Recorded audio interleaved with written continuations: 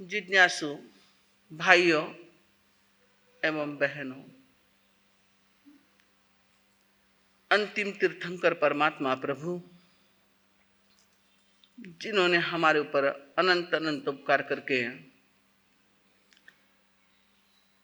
अपने उत्तर काल में भी जो है दिव्य संदेश देकर के जो है जीवन के लिए पुनः दिशा दी। श्री उत्तराध्याय सूत्र के मूल पाठ की 32 अध्ययन तक हमारी स्वाध्याय हो चुकी है।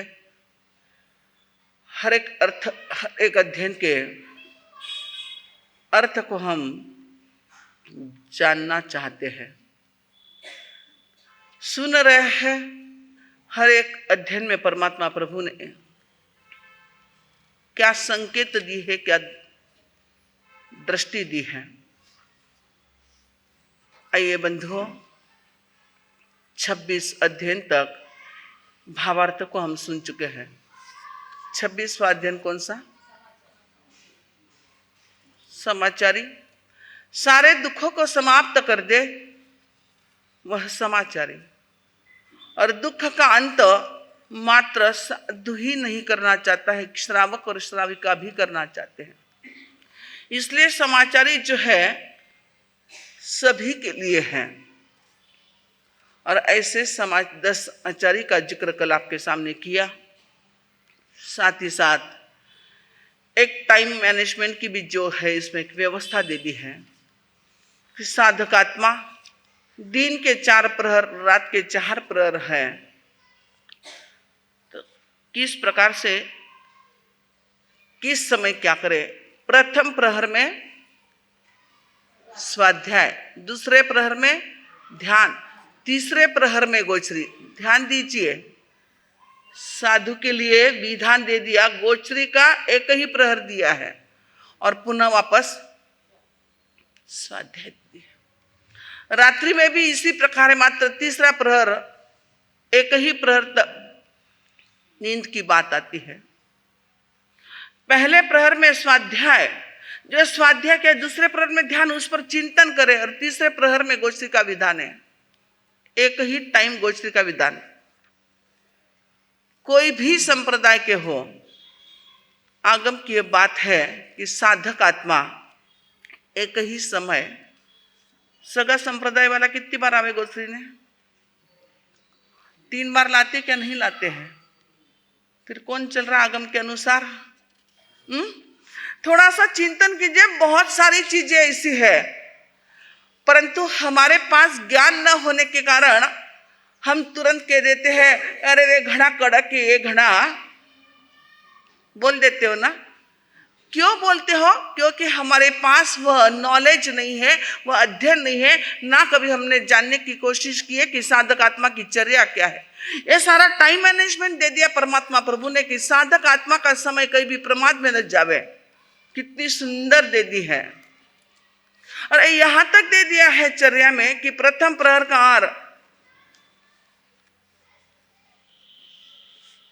आगे नहीं वापरना है। ये सारी जो शयांतर जिसकी आज्ञा लिए उसके घर का आहार नहीं वापरना, ये सारी जो चर्या है, ये साधक आत्मा को अप्रमत्त अवस्था में रखने के लिए परमात्मा प्रभु ने दी है। तो आइए, ऐसे इसमें प्रतिलेखना का भी स्वरूप दे दिया है कि किस समय प्रतिलेखना, पहले किसकी करना है, बाद में किसकी करना है। ये भी सारी चर्या जो है उसमें आ चुकी है। 26 अध्ययन एक जीवन जीने की कला सिखाता है।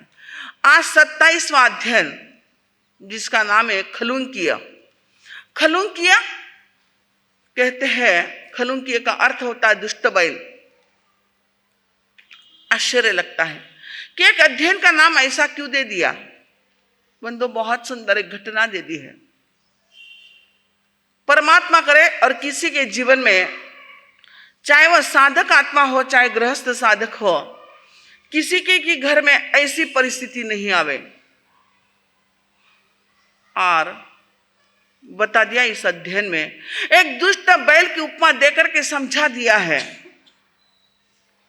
कि कोई गुरु जो है शिष्य को दीक्षित करता है, दीक्षा देता है, संस्कार देता है, उसके जीवन के लिए सारी सुविधा भी देता है, उसका समर्थ बनाता है। और समर्थ बनने के पश्चात वही शिष्य जो है गुरु के दोषों को ढूंढता है गुरु के प्रति। और इसमें दुष्ट बैल का जो उदाहरण दिया है ना, वह अविनीत शिष्य का टैली करके दिया है कि जिस प्रकार एक दुष्ट बैल होता है यानी असंस्कारित अविनीत बैल जो होता है, गाड़ी को उसको जोड़ा गया है। दो बैल है, एक बैल एक और गाड़ी को खींचता है, दुष्ट बैल एक और खींचता है, तो गाड़ी स्थान पर पहुंच पाएगी, गाड़ी में बैठने वाला सुरक्षित रह पाएगा, गाड़ी सुरक्षित रहेगी। यह एक उदाहरण देकर के जो है कहा है कि किसी परिवार में या किसी साधक आत्मा का शिष्य जब अविनीत हो जाता है, अपलाप करता है, दुष्ट आचरण करता है, गुरु का सम्मान नहीं करता है, मन वचन काया से हमेशा वह बुरा ही चिंतन करता है, ऐसी जब परिस्थिति निर्माण हो जाती है उस वक्त गुरु क्या करें? आपके घर में आपने बेटे को जैसे ही वह युवावस्था में पहुंचा है, आपने बचपन से लेकर के उसको युवावस्था तक बड़ा किया और वह आपको कहता है कि पिताजी मुझे व्यापार बिजनेस करना है, पैसा चाहिए। आप उसको कहते हैं कि इस बिजनेस में पैसा डालने से ठीक नहीं रहेगा, तू अभी उसके अनुभव से अनभिज्ञ है, अभी मत कर। वो मानता नहीं है, वो कहता है कि नहीं नहीं मैं तो जो है कर लूंगा, मुझे विश्वास है।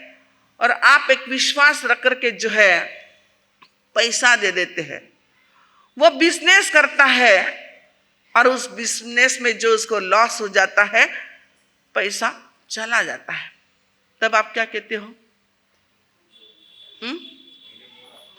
थाने पेला कियो तो ना पैसा अटकाऊ नको, पण तू अटकाए सुनियो को नहीं। बेटा क्या जवाब देता है? बेटा क्या जवाब देता है? बेटा कहता है थाने पेला मालूम हूं तो तरी पण थे क्यों दियो, मने अक्कल नहीं, थाने तक अक्कल होती ना, है ना।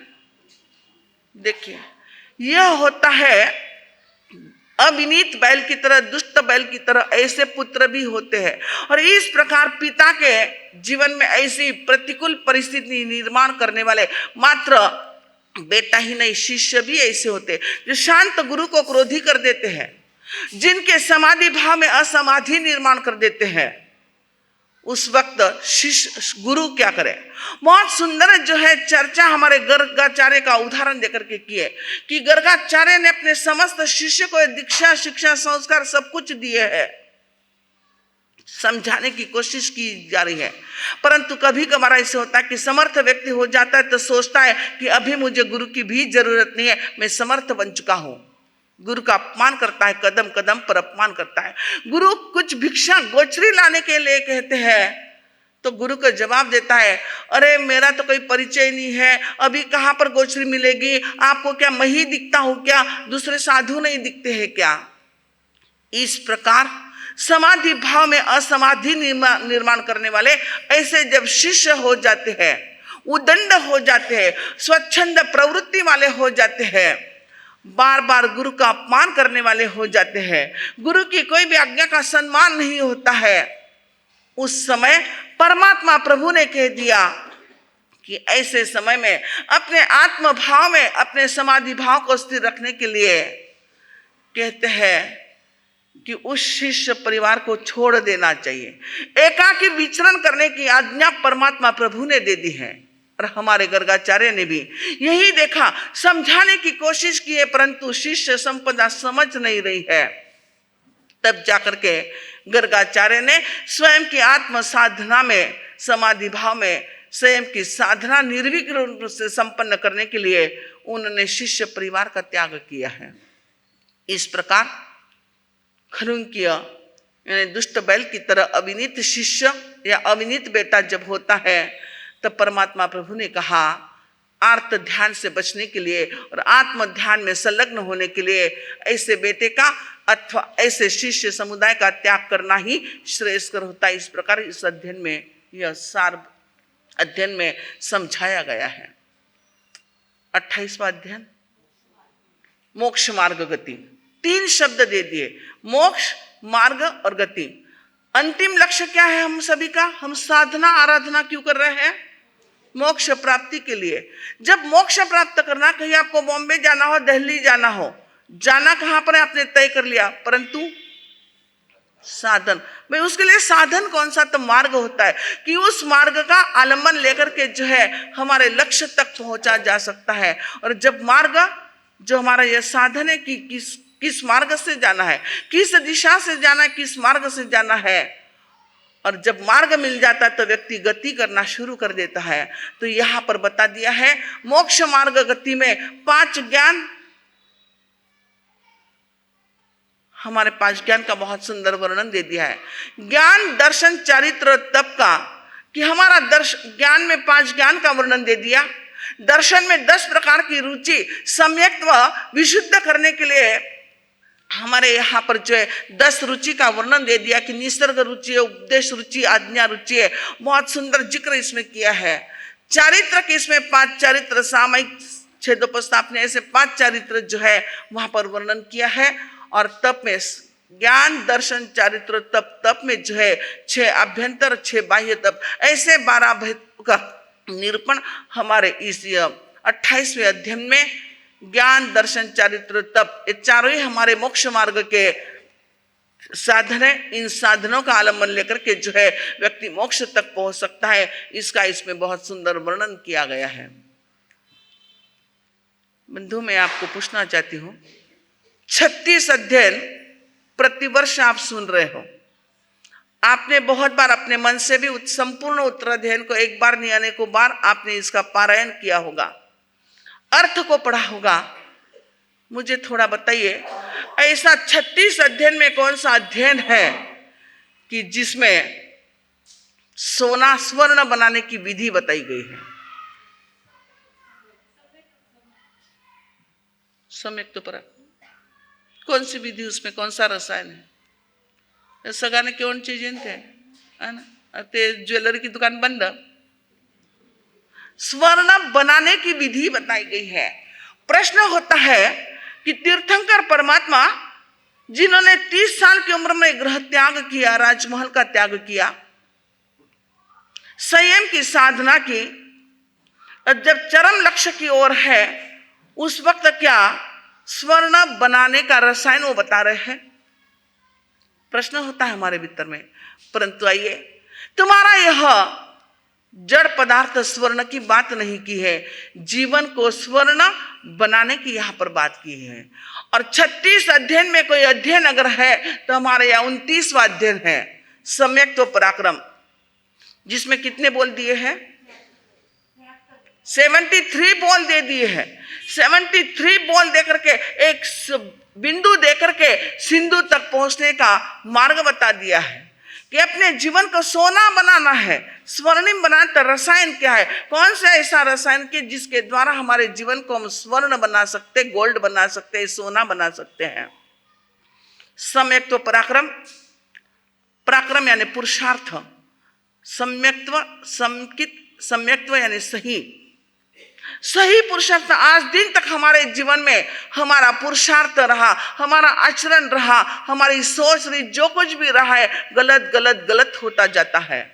परंतु परमात्मा प्रभु ने यहाँ पर कह दिया कि सम्यक तो पराक्रम, सही पराक्रम पुरुषार्थ जब होता है तो जीवन का स्वर्ण बन जाता है। और बंधुओं, इस अध्ययन को अगर आपने गहराई से पढ़ा और सुना होगा, हर चीज का फल बता दिया है। आपको तो यही चाहिए ना, हमारे साथ हीरो रिजल्ट का वो फल बता दो तो वो करने के लिए तैयार हो जाते हैं। हमारे प्रभु महावीर कितने मनोवैज्ञानिक थे, उन्होंने देखा कि मात्र मैं कोई सिद्धांत की बातें कर दूं तो गले नहीं उतरेगी, तद्रूप आचरण नहीं होगा। तो हर चीज का जो है, क्योंकि बच्चे भी पूछते हैं ना, मार साहब रात्रि जिम्या नहीं तक हुए, टीवी देखते देखते क्यों नहीं जिमनो, है ना? आपके भी मन में होता है। मोबाइल पर बोलते बोलते क्यों खाना नहीं खाना है? आए तब से आपको सौगंध दी जा रही, परंतु एक भी बंदे ने, एक भी बहन ने पूछा नहीं कि मार साहब क्यों ये सौगंध देते। बाकी हमारे वानर सेना जो है ना, हमारा सब क्यों बना रोज रोज एक सौगंध दो? बच्चों ने सवाल पूछा है और हमने भी बच्चों को उनकी सभा में उत्तर दे दिया कि बच्चों टीवी देखते देखते खाना क्यों नहीं खाना है, या मोबाइल पर बोलते बोलते खाना क्यों नहीं खाना है। भोजन के पहले 5 ही नौकर क्यों गिनना है, बाद में गिनने की बात क्यों नहीं है। बंदो, तुम्हारी भी समाचार में परमात्मा प्रभु ने दे दिया। आपकी समाचार कौन सी है? 10 ने छोड़ने बोल जावे, कौन सी आपकी समाचार है? बोलो। मालूम है, फक्त बोल रहा निकटे चुक गयो तर चुकेल तो शिकेल। बंधुओं, आपकी समाचार ही है 12 व्रत, और 12वां व्रत में परमात्मा प्रभु ने कह दिया, एक छोटा सा नियम दे दिया, भोजन के पहले आपको भावना भाना है, कोई संत साधर्मी या कोई अतिथि मेरे द्वार पर पधार जाए, पहले मैं उनको दूं और बाद में ग्रहण करूं। भोजन के पहले ही क्यों दिया? कभी सवाल उठा मन में?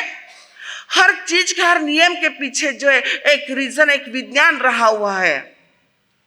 आज वह विज्ञान आपको नहीं बताऊंगी। अभी समय जो है, उस समय में कहीं ना कहीं हर छोटी से छोटी चीज को समझने का प्रयत्न किया कि परमात्मा प्रभु ने हमारे लिए जो नियम दे दी है, इसके पीछे का रीजन क्या है। तो आइए, फल बता दो तो व्यक्ति तत्पर हो जाता है करने के लिए, और परमात्मा प्रभु ने बहुत छोटे छोटे ऐसे बोल दे दी है, इतने सुंदर बोले। देखिए, प्रतिदिन जो चर्या करते हैं, प्रभु को पूछ लिया, प्रभु प्रतिक्रमण करने से किस फल की प्राप्ति, सामय करने से किस फल की प्राप्ति, वंदन करने से किस फल की प्राप्ति, समय के फल की प्राप्ति क्या है, निर्वेद के फल की प्राप्ति क्या है। कितनी 73 बोल दे दिए है। प्रतिक्रमण करने से किस फल की प्राप्ति।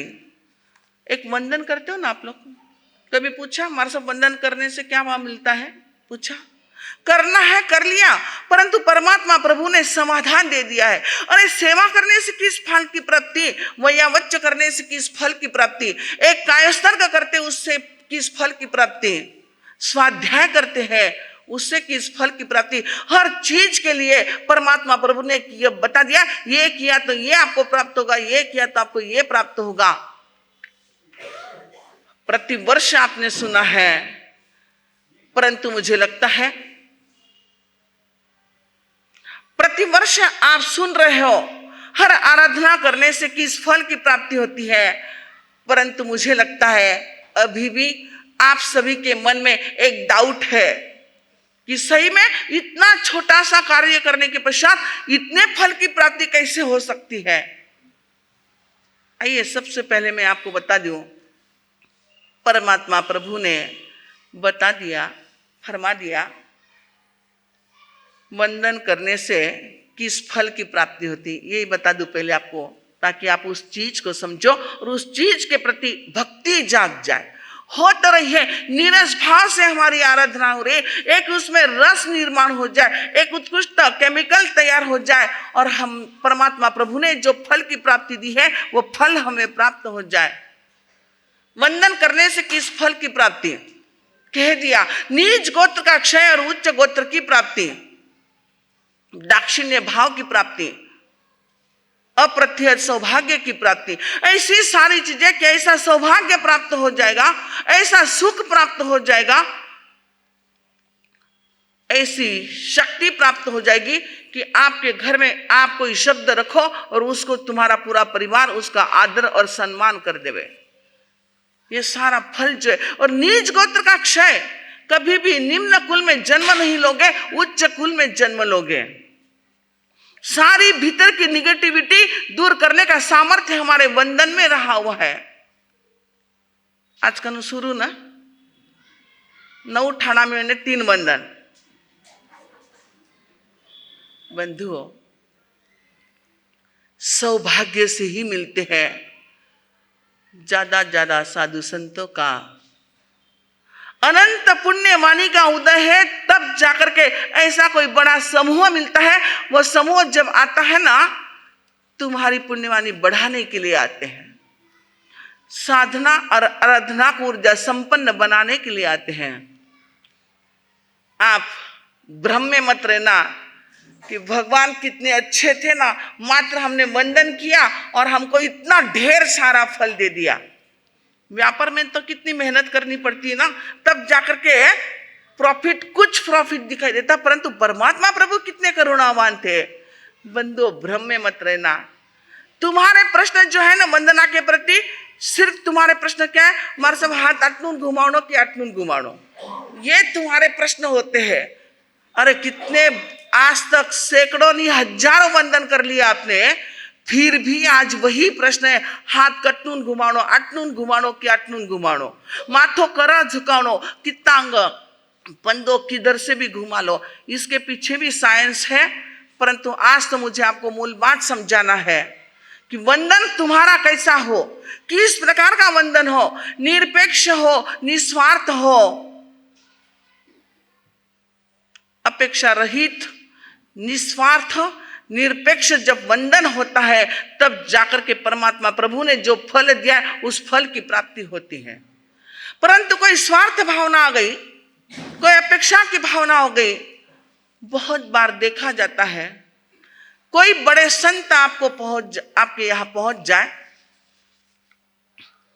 जो प्रसिद्ध है, महाप्रताप 3 टाइम पहुंच करके 3 बार वंदन करते हो, जब तक वे न देख ले तब तक तुम्हारा वंदन जारी होता है। और कोई छोटे संत पहुंच जाए तो दिल पे हाथ रख के अब्बर तरी निर्वाण पर्व में खरो बोल जो होता है, वो भक्ति जागती है। जगाइए भक्ति, पंच महाव्रत को वंदन होता है। तो आइए, वंदन अगर इस भाव से है कि ये मेरे अपने परिचित है, ये मेरे अपने परिवार के हैं, ये बहुत प्रसिद्ध संत है, उनको वंदन करो, इस भाव से अगर वंदन किया है तो वो वंदन नहीं, वह व्यायाम मात्र होता है। कभी कभार तो बंधुओं थोड़ा सा चिंतन करो, वंदन विधि सामान्य नहीं है, तुम्हारे अनंत अशुभ कर्म की निर्जरा का ढेर लगा देती है और शुभ का सर्जन कर देती है। आप घर पर थे, बहुत व्यस्त थे, बहुत बड़ा काम घर में था, फिर भी आपको लगा कि जाओ, आज मैं जा नहीं पाए, मैं जाऊं और वंदन करके आ जाऊं। घर में भाव जागा, एक कदम उठाए, आपका दूसरा कदम भी नहीं उठाए, तब से तुम्हारी अशुभ की निर्जरा होना प्रारंभ हो जाती है। आप 2 व्हीलर पर या 4 व्हीलर में बैठे और मन में एक ही भाव, कौन सा भाव है? संत को वंदन करना है। आप निर्जरा निर्जरा निर्जरा करते आ रहे हो, अभी तक वंदन भी नहीं किया, मात्र भाव में चल रहे हो। लेकिन भाव में भी अगर तुम्हारे वंदन आ जाए तो कितना अशुभ की निर्जरा है। पहुंच गए, आप स्थानक में पहुंच गए, बड़े मार सब 4-5 साधवी जी बैठे, 5-7 कोई श्रावक बैठे, कोई चर्चा चल रही है। आप पहुंचे, देखना गलती कहाँ करे, गलती का करेक्शन कर लेना, ये उत्कृष्ट अनुष्ठान है हमारा वंदन।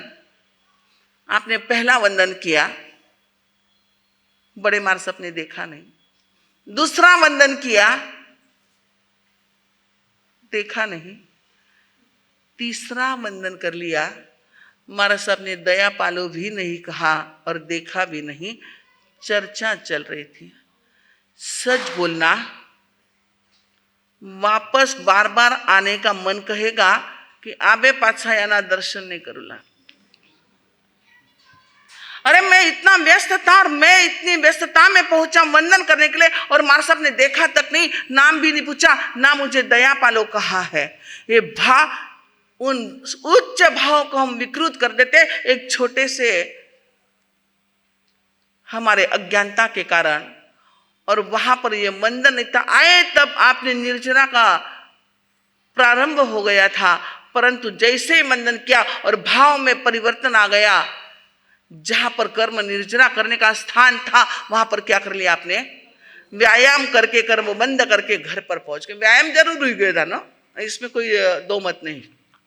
तो बंधुओं, इस प्रकार वंदन करते वक्त जो चाहे कोई भी संप्रदाय का हो, चाहे वह दिगंबरी हो, चाहे तेरापंथी हो, चाहे मंदिर वाले हो, चाहे स्थानकवासी में कोई भी संप्रदाय का हो, वंदन करना है तो एक बहुमान किसके प्रति? व्यक्ति के प्रति या वस्त्र के प्रति कोई बहुमान नहीं, परंतु बहुमान जो है एक ही करो। मेरा यह वंदन जो है इनके पंच महाव्रत को वंदन है। मेरा यह वंदन 5 समिति 3 गुप्त के आराधक को वंदन है। मेरा यह वंदन 6 काय की जो प्रतिपालन कर रहे हैं इस आत्मा को, इस परमात्मा को मेरा वंदन है। ये भाव जब जागते हैं तब जाकर के जो है परमात्मा प्रभु ने जो फल बताया उस फल की प्राप्ति होती है। ये वंदना की बात मैंने कही। एक चीज, आप सेवा भी करते हो, पूछ लिया प्रभु गुरु की और साधर्मी की सेवा करने से किस फल की प्राप्ति होती है। देखिए जो अपने चर्या में आ रहे हैं ना वो बाकी की बहुत सारी चीजें हैं, परंतु 2-4 चीजें भी हमें समझ गए ना, जीवन का सोना बनते देर नहीं लगेगी और कर्म बंध से रुकते हुए देर नहीं लगी। क्यों कर्म बंद होते? आप कर तो रहे क्रिया, परंतु उसके गरिमा को हमने अभी तक समझा नहीं है, ना समझने की कभी कोशिश की है, ना उस पर कोई चिंतन किया है। पूछ लिया सेवा करने से किस फल की प्राप्ति होती है, दोनों की बता दिया, गुरु की और साधर्मी की। मात्र ये नहीं बताया कि गुरु की, साधर्मी की भी सेवा, कौन से फल की प्राप्ति, क्या मिलता है, क्या मिलता है, नहीं मालूम। नहीं, वो वैयावच्च का है। सेवा और वैयावच्च में अंतर है, समय रहा तो बताऊंगी मैं, क्योंकि 9:15 बज चुके, राज्य रूप 14 भी है। किस फल की प्राप्ति, चलो आप ढूंढ के लाओगे, आज तो किताब आपको ही देखना है, मैं तो सिर्फ एक उदाहरण के तौर पे आज आपको समझाऊंगी। बंधु देखिए, थोड़े ग्रंथ आपके घर में है, थोड़ा तो चिंतन किए, एक हाथ गाथा के तो अर्थ को पढ़िए। तो सामान्य चीज नहीं है साधर्मी की सेवा। साधर्मी के प्रति भी जो एक भक्ति होनी चाहिए। साधर्मी कहां पर मिलते हैं आपको, साधर्मी बताइए। अरे बोलो नहीं, इतना कही थे मौन हो गया, मौन रो टेलो कर रहा है कि तो पच में बार बार पूछू नहीं। चलो निर्वाण पर्व में सब वडगांव शरीफ वालों ने मौन का तेला किया है, हाँ बराबर है। अक्सर करके आपके घर पर बहुत कम पहुंचते भी होंगे, मुझे पता नहीं है, साधर्मी आपके घर पे भी आते हैं। कब आते हैं सोचा आपने? कभी जब वो कोई आपत्ति में है और तुम्हारे सहयोग के लिए भी कभी कभार साधर्मी आपके घर पर आते हैं, उस वक्त क्या सम्मान होता है? क्या वह आपकी पुण्यवानी बढ़ाने के लिए कोई साधर्मी आपके घर पर आता है, परंतु हम उपेक्षा कर देते, अरे इनका तो वह नेचर है, इनका तो स्वभाव है, उनकी परिस्थिति है, क्या हमारी संपत्ति इनके लिए, ऐसे हमारे भाव जो है उच्च भाव नहीं बन जाते। परंतु बंधुओं, हमारे पूज्यवर हर वक्त समझाते हैं, जिस संघ में जो साधर्मी पहुंचता है, जो संघ पहुंचता है, चाहे 25 की संघ में, चाहे 50 की संघ में, चाहे कोई एक साधर्मी भी पहुंच जाए, एक भक्ति जागनी चाहिए। हो सकता है उस साधर्मी के रूप में कोई भविष्य में कोई साधु बनने वाली आत्मा हो, कोई उच्च कोटि का श्रावक बनने वाली आत्मा हो, कोई तीर्थंकर बनने वाली या गंधर्व बनने वाली, केवली बनने वाली आत्मा हो, और ऐसी आत्मा का सम्मान करने का सौभाग्य मिलता है तो चतुर्मास काल में, और संत साधु संत जब स्थानक में विराजमान होते हैं तब जाकर के साधर्मी सेवा के ये गोल्डन चांस हमारे जीवन में आते हैं। भक्ति जब होती है ना साधर्मी के प्रति, तो माइक पर सूचना नहीं देनी पड़ती कि संघ आ रहा, वहां पर सेवा के लिए पहुंचो।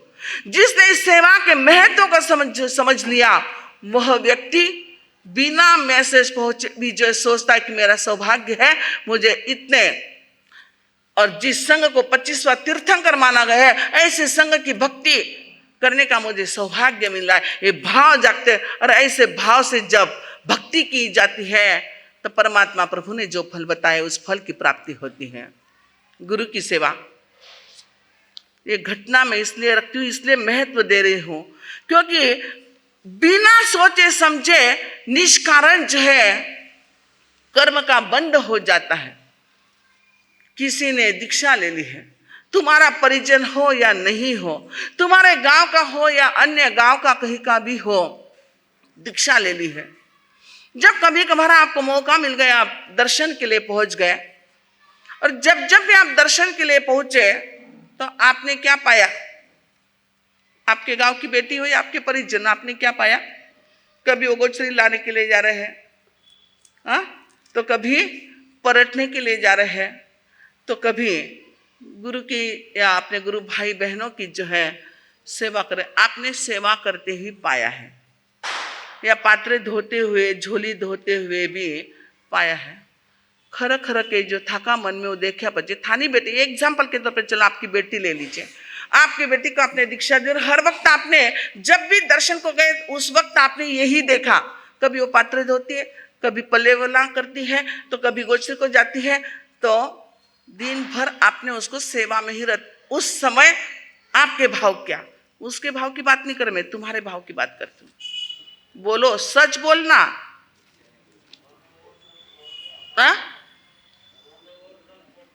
अनिल भाऊ, कई सोचा अपन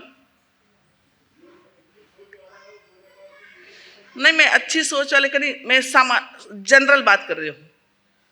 अच्छी सोच वाले तो बहुत कम लोग हैं, अच्छा सहयोग देने वाले इने गिने लोग हैं। अरे एक समूह को तोड़ने वाले की भी कमी नहीं है हमारे समाज में। हमारे यहाँ पर भी बहुत बार बोलते हैं, हमारे साहब न उठाना है ना, छोटे छोटे के बोलते, अरे तुम तो 3 अलग जाकर के चौमासा करो। अरे पहले तुम्हारा घर संभालो, तुम्हारे घर के टुकड़े के ना हमारे ग्रुप के टुकड़े मत करो। और जो घर के टुकड़ा करता है ना, उसके दिमाग में यही चलता है,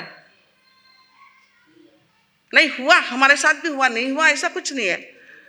परंतु हमारे पास तो हम परख लेते कि आने वाला कैसा है, ज्यादा देर रुकने ही नहीं देते उसको, मंगलिक सुन और रवाना हो जा। बंधुओं और बहनों, हम तुरंत उठाई जीव और तालू को लगा देते, बिचारो दिन भर सेवाच करें। क्या बोल दिया? बिचारो, बिचारो कौन रहे? समझ गया ना? मैं जास्त नहीं बोलू लाभे क्योंकि टाइम कमी है। बेचारे की संज्ञा दे देते हैं, यह हमारी अज्ञानता है। हमने सेवा के महत्व को समझा नहीं है, हमने मैया बच्चों को समझा नहीं। बंधुओं, पूज्यवर हमेशा एक घटना फरमाते थे, थोड़ा सा टाइम लियो लम्हे, क्योंकि विषय बार बार नहीं होते हैं। और समझे इन चीज को समझ करके इसलिए है कि ऐसे अज्ञानता वश उस कर्म बंध को हम कर रहे हैं, तो हम उस कर्म बंध से और जिस पथ पर अनंत तीर्थंकर परमात्मा जिस मार्ग का आलंबन लेकर के सिद्धत्व को प्राप्त है, ऐसे मार्ग की आशातना से हम बच जाए, उस कर्म बंध से बच जाए। इसलिए सुनिए उस घटना को जो पूज्यवर हमेशा हर परिवार को और हमको भी समझाया करते हैं। एक आचार्य जिनके 500 शिष्य, उसमें एक शिष्य ऐसा था कि अबकड़ लिखना भी नहीं आता था, यानी अनपढ़ था, इन शॉर्ट अनपढ़ था।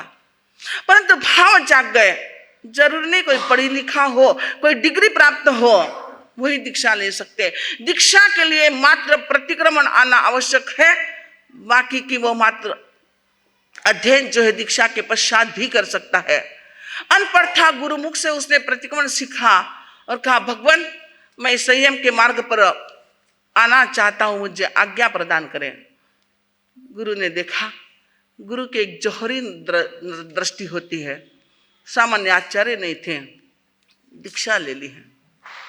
पढ़ना लिखना तो आता नहीं था, परंतु जो दीक्षित आत्मा जो थी, विनीत आत्मा थी, सरल थी, भद्रिक थी, गुरु के प्रति टोटल सरेंडर समर्पित आत्मा थी। और जैसे ही दीक्षा को ग्रहण किया, उससे दीक्षा मंत्र को स्वीकार किया, उस दिन से लेकर के जीवन का एक ही मंत्र बनाया, सेवा। सेवा किस 500 है तो उन्होंने किसकी सेवा करनी चाहिए? आश्चर्य की ना? आपको भी लगता है ना कि बड़े मार सबकी सेवा नहीं, छोटे तो सब यंग है ना, काय को सेवा करने का उनके? ऐसे सिखाने वालों की भी हमारे समाज में कमी नहीं है, परंतु गलती कभी मत करना। और उस भद्रिक, विनीत और समर्पित नवदीक्षा साधु ने एक ही मंत्र जीवन मंत्र बना दिया। मेरे जीवन का मंत्र अगर कोई है, आचार्य से लेकर के मेरे गुरु भाई छोटे वहां तक सबकी मुझे सेवा करना है। उसे भक्ति के साथ, ऐसे नहीं कि गुरु की सेवा बहुत अच्छी तरह से कर ली और इनकी जो है अंडर प्रेशर आकर की कोई अंडर प्रेशर कोई काम नहीं है। जो ज्ञानी ध्यानी वो सोच रहे कि मैं अनपढ़ हूं, मुझे नहीं आता है, कोई स्वाध्याय करे, कोई तपस्वी है, कोई यावच्च करे, कोई गोचरी ला रहा है, उन सब की मैं सेवा करूं, तो किसी की प्रतिलेख, किसी के उपकरणों की प्रतिलेख ना करते हैं। कोई अगर बीमार है तो वहां जाकर के सेवा करते, सुबह से लेकर के रात्रि तक जो है वो एक ही कार्य में, यज्ञ में जुट चुके, सेवा के कार्य में ऐसे भक्ति से करते, उल्लास के साथ कर रहे हैं। 35 साल हो गए दीक्षा के। कितने बोलो, कितना साल? हाँ, चोखो लागे, थोड़ा आंकड़ो याद है थाने। 35 साल दीक्षा को हो गए हैं।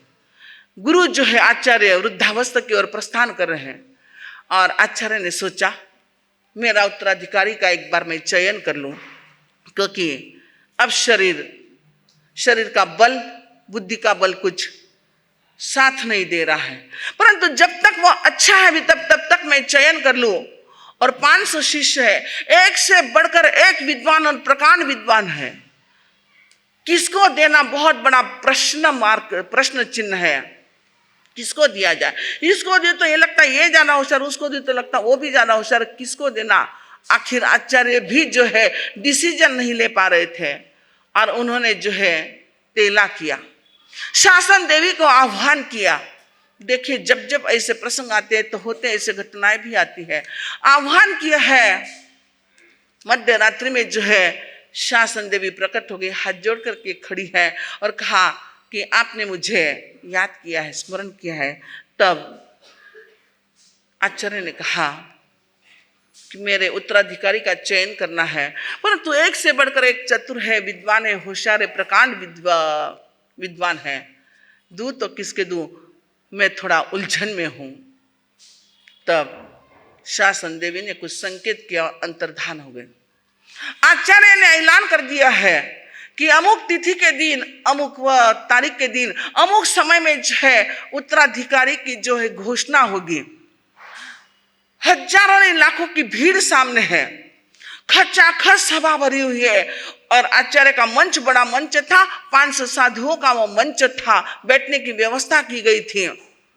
सारे धुरंधर श्रावक भी पहुंच चुके थे कि हमारे आचार्य अब किसका चयन करेंगे। बंधुओं, सब पहुंच गए हैं उस तिथि को, उस समय पर। बस समय जो था, एक मंगल क्षण, स्वर्णिम क्षण थी, उस क्षण में जो है घोषणा करना है।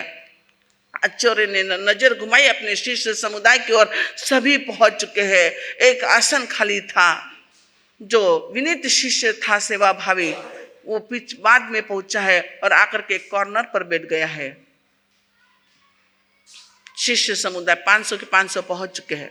जैसे ही समय हुआ, आचार्य के आसन के पास में जो है एक चौरंग पर आसन बिछाया हुआ था, और जैसे ही वो क्षण आई और आचार्य ने जो हर एक शिष्य के मन में उसको लगता मुझे मिलेगा, चयन करेंगे, उसको लगता मुझे चयन करेंगे, और आचार्य ने घोषणा की है। तो बंधु, किसकी घोषणा की? जो सेवा भावी अनपढ़ शिष्य था, 35 साल में जिसने किताब पर अक्षर कैसे काले हैं, कौन से रंग के, जिसने किताब तक नहीं खोली थी, उस शिष्य को अपने उत्तराधिकारी के रूप में घोषणा कर दी। पूरी सभा में सन्नाटा छा गया, हाहाकार मच गया। शिष्य समुदाय जो है आवेश में आ गए, उत्तेजित हो गए और कहने लगे, साठी और बुद्धि नाठी। समझ गया ना? आवे उसो नहीं, आवे घना लोग दवाई लेने अपना बुद्धि ने सुरक्षित रखे। साठी और बुद्धि नाठी कहा, परंतु आचार्य ने जो दोनों हाथ से सभा को शांत किया है, शिष्य समुदाय को कहा शांत हो जाओ। पूरी सभा निस्तब्ध है, और आचार्य ने जिस कॉर्नर पर शिष्य बैठा था इशारा किया, आओ शिष्य, आसन को ग्रहण करो। कैसा विनीत शिष्य था वह। उन्होंने ये नहीं कहा कि अरे गुरुदेव मुझे तो कुछ भी नहीं आता है, मैं तो अनपढ़ हूं, और आपने मुझे कैसा इतने बड़े संघ का भार कैसे सौंपा है, कुछ भी नहीं कहा है। गुरु आज्ञा आणाय धम्मो आणाय, तो गुरु की आज्ञा ही तप है, गुरु की आज्ञा ही धर्म है, और कह दिया आसन ग्रहण करो। वंदन किया है, गुरु ने सिर पर हाथ रखा है, आसन ग्रहण किया और कहा शिष्य, सिर पर और पीठ पर हाथ रखते हुए कहा, आशीर्वाद दिया, शिष्य जाओ सभा को उद्बोधन दो। एक मंगल पाठ भी देने का जिसका कभी प्रसंग नहीं आया था बंधो, मात्र सेवा ही जिसके जीवन में, जिसका जीवन मंत्र बन चुका था, उनको गुरु आज्ञा दर है कि जाओ शिष्य, सभा को जो है उद्बोधन दो।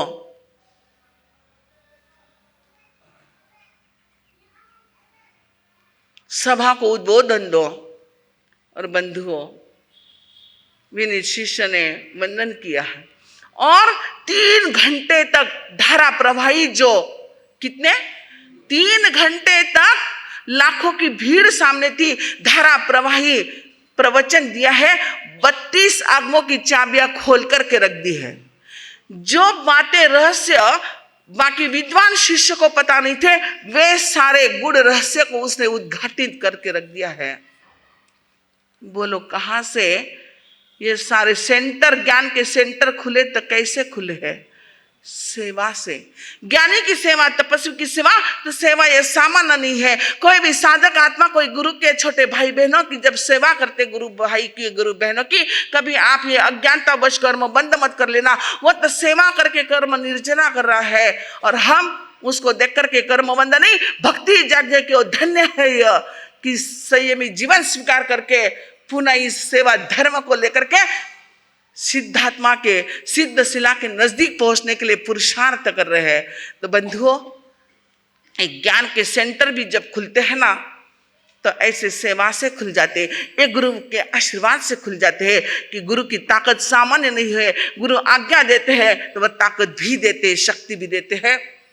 तो इस प्रकार बहुत सारी चीजें जो है हमारे इस 29वें अध्ययन में जीवन को सोना बनाने के लिए दी है। अवसर रहा तो कुछ चीजों का और कल जिक्र किया जाएगा, आगे के अध्ययनों का भी कल जिक्र किया जाएगा।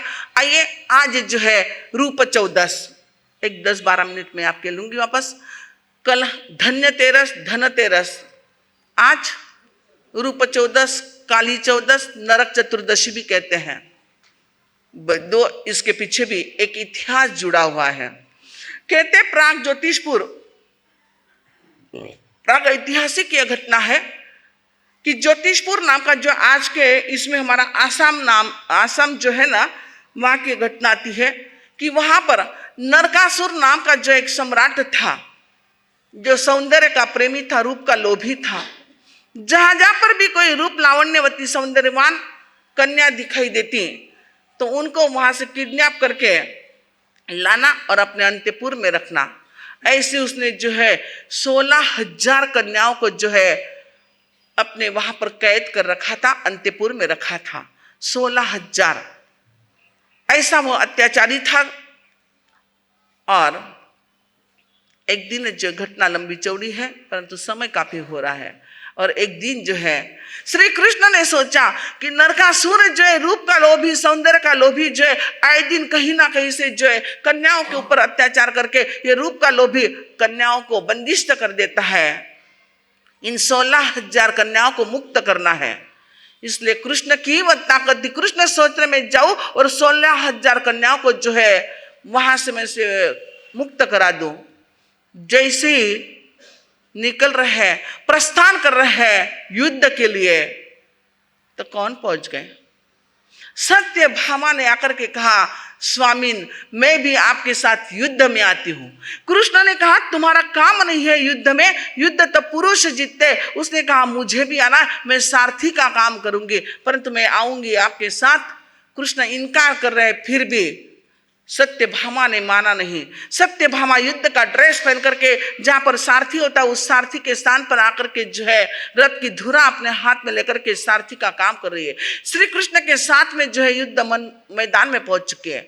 नरकासुर के साथ जो है एक युद्ध छिड़ा है, भयंकर युद्ध छिड़ा है, और नरकासुर ने ऐसे तीर, ऐसे बाणों के ऊपर बाणों की वर्षा की है, और एक तीर कृष्ण को ऐसे लगा, कृष्ण घायल होकर के धराशायी हो गए।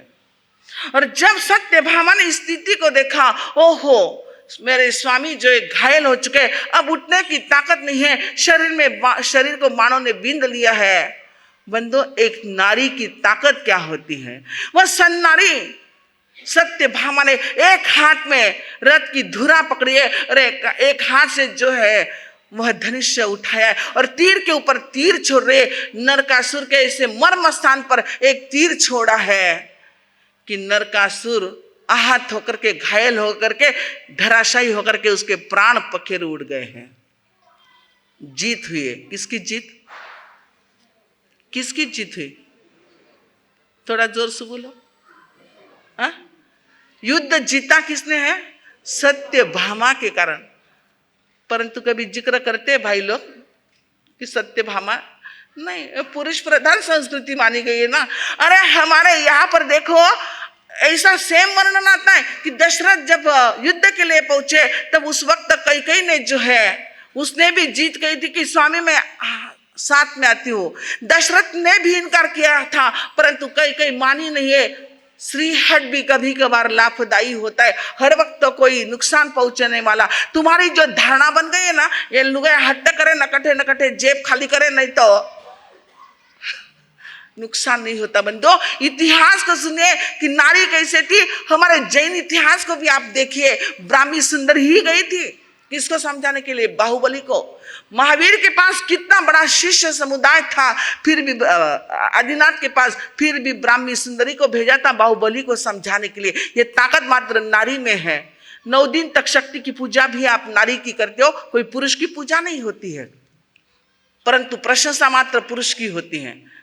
तो आइए, कैकेयी भी जो है सेम ऐसी स्थिति बनी थी।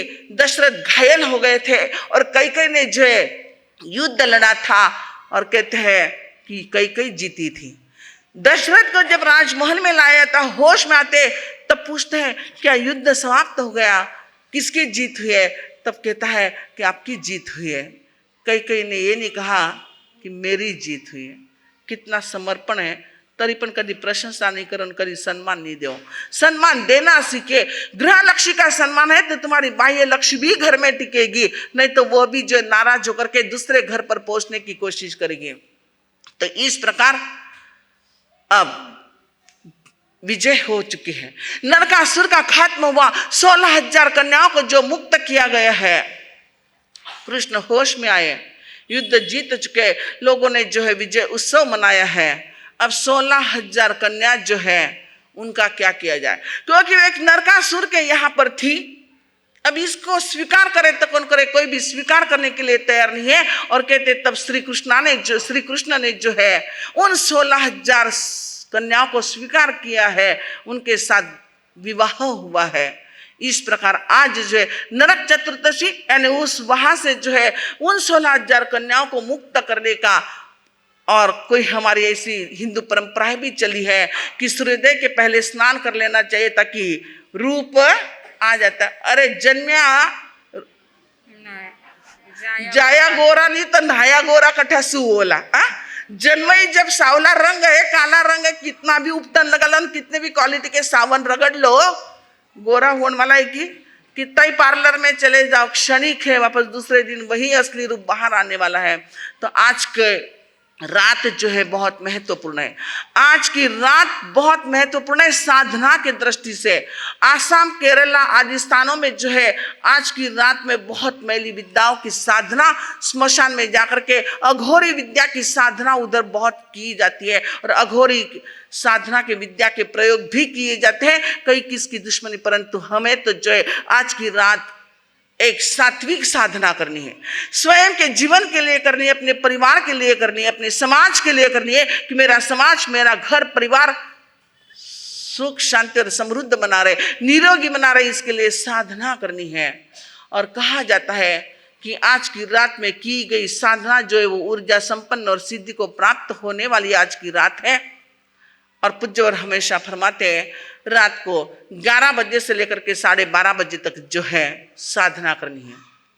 आप प्रतिदिन जो चाहे भक्तामर हो, कल्याण मंदिर हो, नौकार मंत्र की माला या कोई और जप करते रहेंगे। आगम की गाथा को छोड़ करके जो भी आप मंत्रों की साधना करते हैं, लोगस हो, नमोथुन हो, नमो जिनानम हो, जो भी माला फिरते हैं उस माला को जो है इस 1.5 घंटे में जो सब माला का पुनः जो है फिर लेना है, ताकि उस साधना में रात्रि में एक ऊर्जा आ जाती है। तो आज की रात ये साधना की रात है। तो आइए, आज हमने 29 अध्ययन के कुछ भाव को सुना, कुछ भाव और भी बाकी है।